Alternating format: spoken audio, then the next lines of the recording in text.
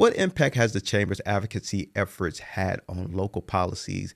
And can you share a success story where the Chamber was able to influence positive change for businesses in the region? Let me start with the more recent example. Another growing industry that South Jersey has really embraced has been the recreational cannabis industry. And it has been a boon for South Jersey. Municipalities that are allowing for recreational cannabis dispensaries or manufacturers, cultivators to be in their municipalities are seeing huge returns on investment with it. Our chamber membership has grown exponentially in the space as well. So I've pretty quickly become an expert on, well, I'm not an expert at all actually, but I'm trying my best to learn what I need to learn to keep up with the ever evolving regulations and laws around the cannabis industry, which really are changing every single day.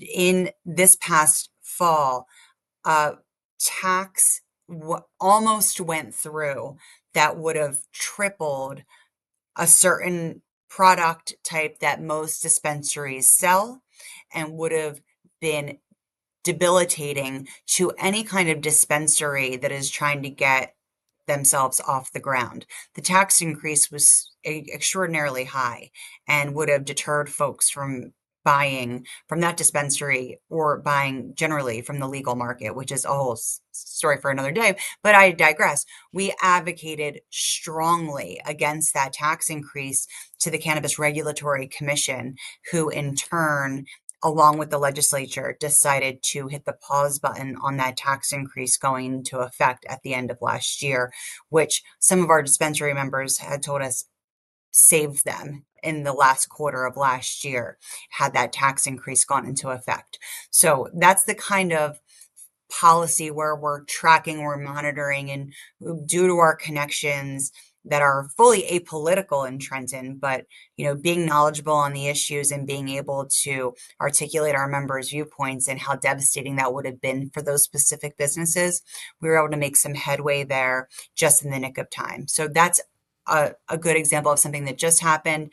Bigger picture, we've been involved in ballot referendums, which is when you go in the voting booth and there's a question on the ballot you have Yeah. to vote yes or no on. And you may remember back about 10 years ago now, 9 years ago now, the No North Jersey Casinos campaign. There was a effort to build a casino in the Meadowlands up in North Jersey. And that was a ballot question. Do you want a casino in the Meadowlands or do you want the casinos remaining in Atlantic City? We were the grassroots organization that created the No North Jersey Casinos campaign. Very creative title, I'm aware.